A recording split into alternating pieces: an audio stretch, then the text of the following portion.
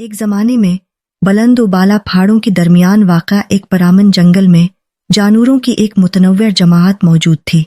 इनमें मोमो एक शरारती बंदर और ओलिवर एक अक्लमंद बूढ़ा उल्लू शामिल थे। मोमो अपनी बेपनाह तवानाई और तजस्सुस के लिए जाना जाता था, जबकि ओलिवर अपनी वसीआ इल्म और नरम रवैये के लिए मशहूर था।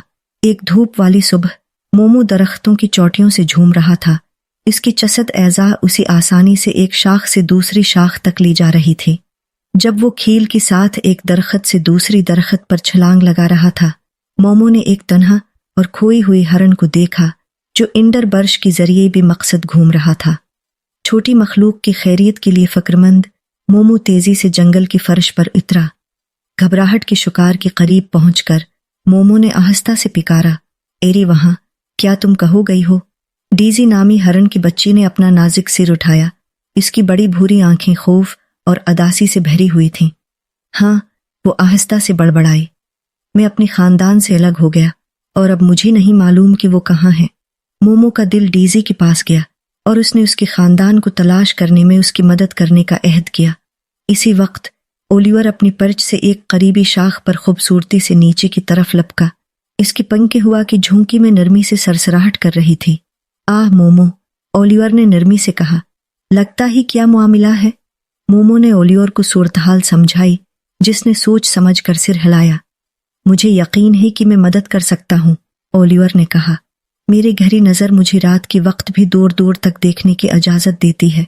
हम मिलकर जंगल में तलाश कर सकते हैं और डीजी के खानदान को तलाश कर सकते हैं। जब वो और ओलिवर अपनी तलाश पर रवाना हुए तो मोमो की आंखों में जोश व खरूश चमका। उन्होंने गहने जंगल की गहराई में कदम रखा। इनकी दोस्ती हर कदम के साथ मजबूत होती गई। मोमो ने खुश दिल्ली से छछाया ओलिवर को उसकी साबिका महम जुए की कहानियां सुनाते हुए, जबकि ओलिवर ने दुनिया की बारी में अपनी हुकमत और बसीरत का इश्तिराक किया। दिन रातों में बदल गई और रातें दिनों में, जब उन्होंने वसीआ व अरीद जंगल को इन तक कोशिश की।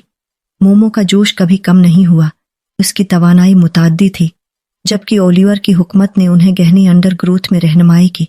उन्होंने अपनी सफ़र के दौरान मुख्तलिफ जानवरों का सामना किया। हर एक डीजी के खानदान की तलाश में अपना अपना इल्म और मदद पेश करता है।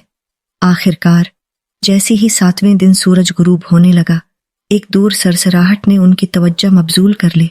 उन्होंने आवाज़ का तवाक़ुब किया और वहीं एक बुलंद बलूत की दरख्त के नीचे खड़ा डीजी का खानदान बेचैनी से अपने खोए हुए जानवर को तलाश कर रहा था।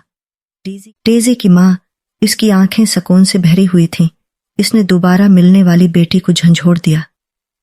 शुक्रिया मुहरबान दोस्त, इसने कहा। इसकी आवाज़ तशकर से भर गई। आपने हमारी खानदान को एक साथ वापस लाया है। मोमो और ओलिवर खुशी से झूम उठे, ये जानकर कि उन्होंने डीजी और उसके खानदान की जिंदगियों में फ़र्क किया है। जब वो अपनी नई मिलने वाली दोस्तों को अलविदा कह रही थी, मोमो और ओलिवर ने महसूस किया कि उनका अपना रिश्ता उनकी मुश्तरक महम जोई के जरिए मजबूत हो गया है। इस दिन से आगे मोमो और ओलिवर लाजिम व मलजूम हो गए। उन्होंने मिलकर जंगल की तलाश जारी रखी। जानवरों की बरादरी में उनकी दोस्ती अफसानवी बन गई। उनकी कहानी ने उन सब के लिए एक याद दहाने के तौर पर काम किया कि सच्ची दोस्ती कोई हद नहीं जानती, इख्तिलाफात से बालातर होती है और यहाँ तक कि दिलों में भी गर्म जोशी लाती है। और इस तरह हैरत की इस जंगल में मोमो बंदर और ओलिवर दी अल्लू की कहानी नस्ल दर नस्ल मुंतकिल होती रहेगी, जो जानवरों और इंसानों को दोस्ती की ताकत को फ़रोग देने के लिए यकसा मुतासिर करते हैं।